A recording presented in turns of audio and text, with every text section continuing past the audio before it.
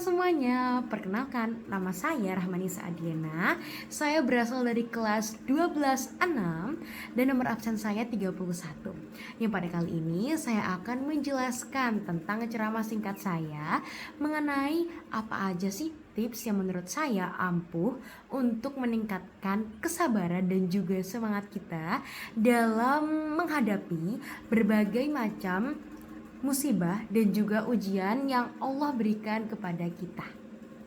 Tanpa berlama-lama lagi, langsung saja kita mulai. Assalamualaikum warahmatullahi wabarakatuh. Halo teman-teman semuanya, selamat pagi, siang, sore, malam, atau kapanpun video ini dapat sampai ke kalian semua, yang insya Allah kita semua dapat dirahmati oleh Allah Subhanahu wa Ta'ala. Amin ya Rabbal Alamin.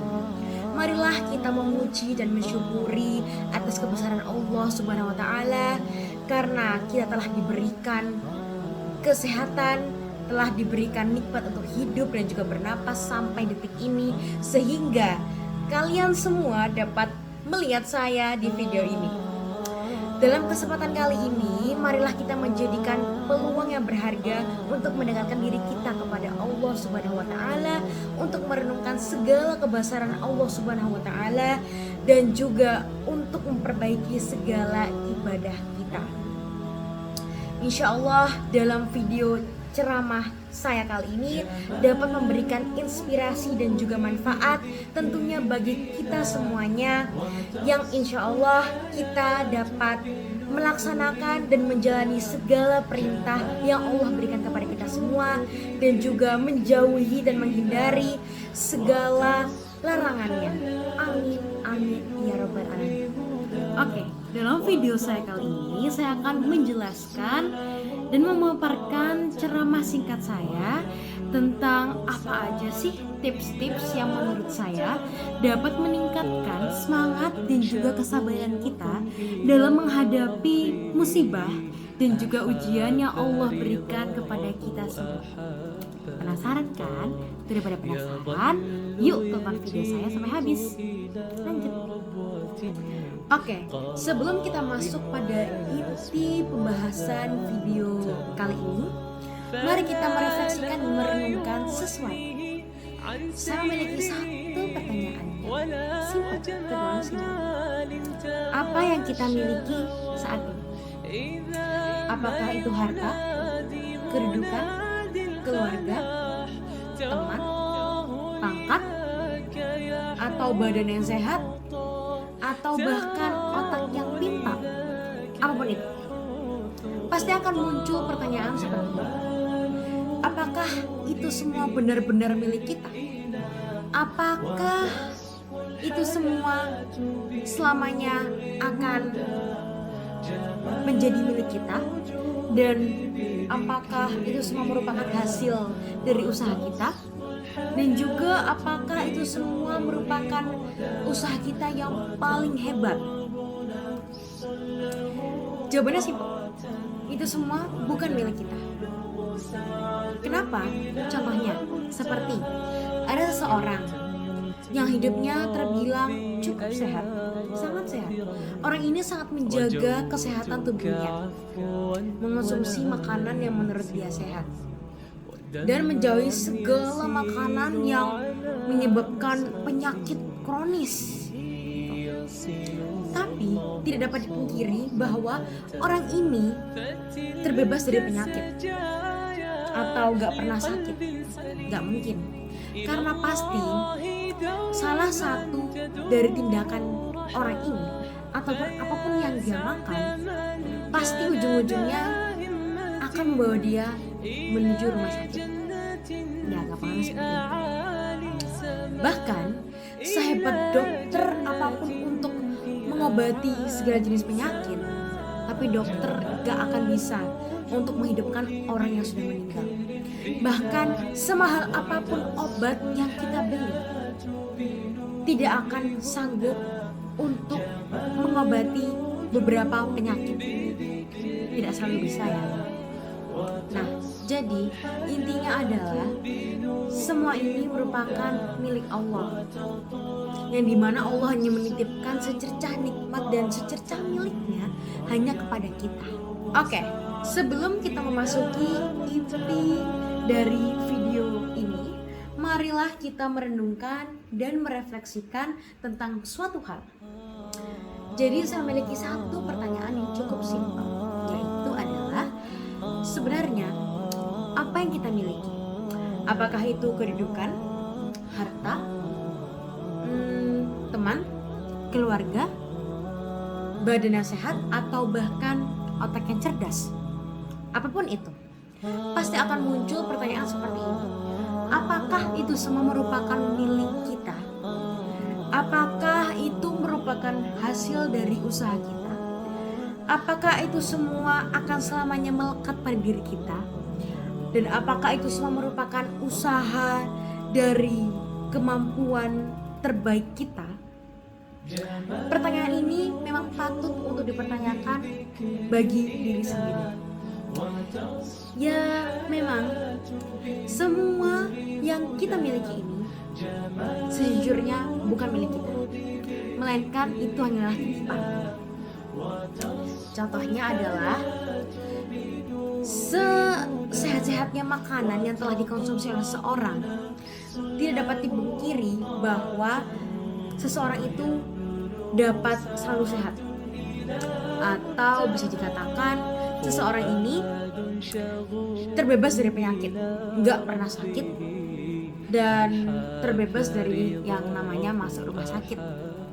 Nah, tapi kadang-kadang apa yang dikonsumsi itu justru malah membuat seseorang terbaring lemas di rumah sakit.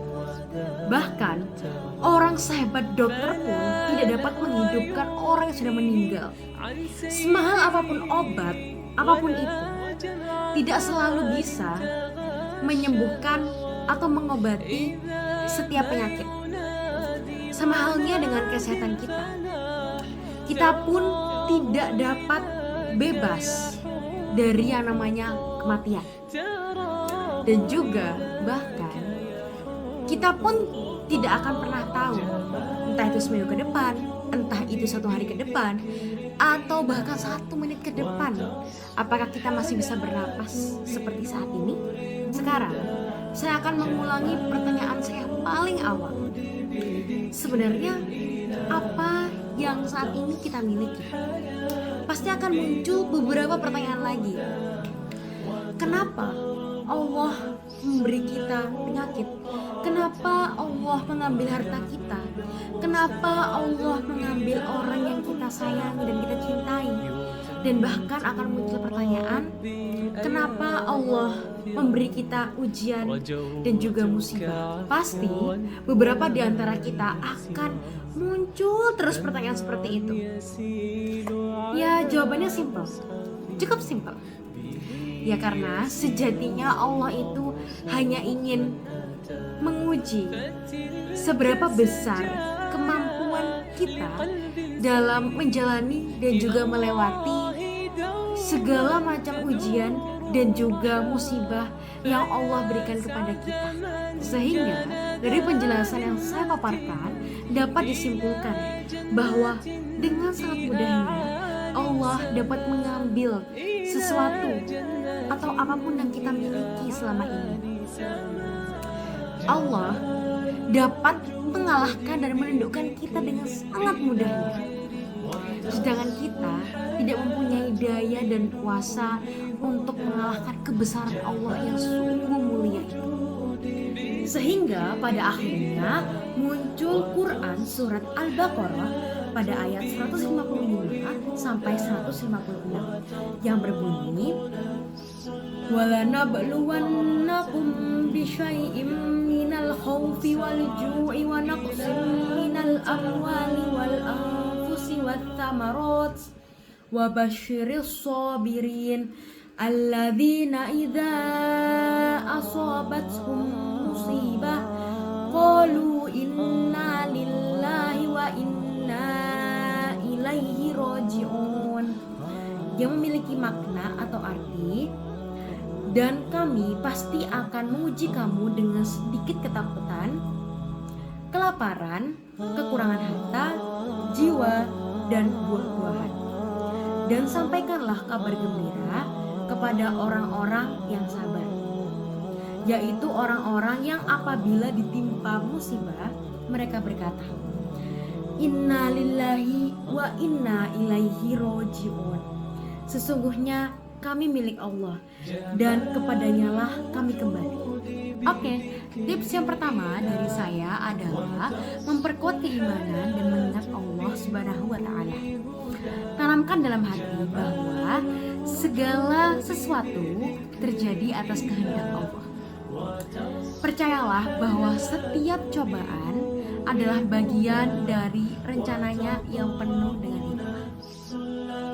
Oke teman-teman, jadi tindakan dapat kita lakukan adalah dengan rajin beribadah seperti sholat, membaca Al-Quran, dan berzikir dapat menenangkan hati dan menguatkan keimanan kita. Oke, pada tips yang kedua adalah mengucapkan kalimat istirja atau kalimat yang berbunyi Innalillahi wa inna ilaihi roji'un. Jadikan kalimat ini sebagai refleksi ketundukan kepada Allah Subhanahu wa Ta'ala, dan jadikan kalimat ini sebagai tanda bahwa kita siap menerima takdirnya. Ucapkan kalimat ini dengan penuh kesadaran setiap kali menghadapi musibah sebagai pengingat bahwa semua ini milik Allah. Lalu tips yang ketiga adalah berserah diri kepada Allah, atau nama lainnya adalah bertawakal. Jadi lepaskanlah semua kekhawatiran dan percayakan sepenuhnya kepada Allah Subhanahu wa Ta'ala. Percayalah bahwa Allah akan memberikan kita yang terbaik. Setelah kita berusaha dengan maksimal, pasrahkan semua hasilnya kepada Allah dan jangan berlarut-larut dalam kekhawatiran ya teman-teman. Lalu yang keempat adalah mengingat hikmah di balik setiap ujian. Pahami bahwa di setiap ujian pasti membawa pelajaran dan juga hikmah yang dapat memperkuat diri. Lihat ujian sebagai kesempatan untuk mendekatkan diri kepada Allah Subhanahu wa Ta'ala. Refleksi diri dan ambil pelajaran dari setiap musibah yang dialami untuk menjadi pribadi yang lebih baik ke depannya. Lalu yang kelima adalah berusaha tetap positif. Jaga pikiran positif bahwa setiap kesulitan pasti ada kemudahan. Jangan biarkan musibah menghancurkan semangat hidup. Fokus pada solusi daripada masalah dan mensyukuri semua nikmat yang Allah berikan. Lalu yang keenam adalah berdoa dengan kesungguhan. Sampaikan semua keluhan, kesedihan, dan harapan kepada Allah dalam doa.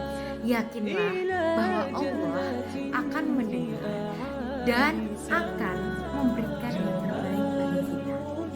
Luangkan waktu untuk berdoa, baik dalam sholat maupun di luar sholat, dengan penuh keyakinan akan kekuasaan Allah. Lalu tips yang ketujuh adalah bersabar dan menahan diri dari keluh kesah. Sadari bahwa kesabaran adalah kunci untuk mendapatkan pahala yang besar dari Allah Subhanahu wa Ta'ala. Berusaha untuk tetap tenang dan tidak mengeluh. Lalu tindakan yang dapat kita lakukan adalah jika muncul keinginan kita untuk mengeluh, alihkan perhatian kita dengan berzikir atau melakukan aktivitas yang bermanfaat untuk kita. Lalu tips dari saya yang ke-8 atau yang terakhir adalah mencari dan menerima dukungan dari sahabat dan keluarga. Jadi jangan merasa harus menghadapi musibah sendirian. Terimalah dukungan dari orang-orang yang terdekat sebagai bentuk kasih sayang Allah melalui mereka. Ceritakan masalah kepada orang yang dipercaya dan mintalah nasihat yang baik. Bersama-sama beban terasa lebih ringan. Oke teman-teman, jadi itulah penjelasan tentang ceramah singkat dari saya mengenai apa aja sih tips menurut saya yang ampuh nih untuk meningkatkan semangat dan juga kesabaran dalam diri kita untuk menghadapi berbagai ujian dan juga musibah yang Allah berikan kepada kita. Mohon maaf apabila ada tutur kata saya yang salah. Terima kasih telah menonton dan mendengarkan. Wassalamualaikum warahmatullahi wabarakatuh. Bye bye.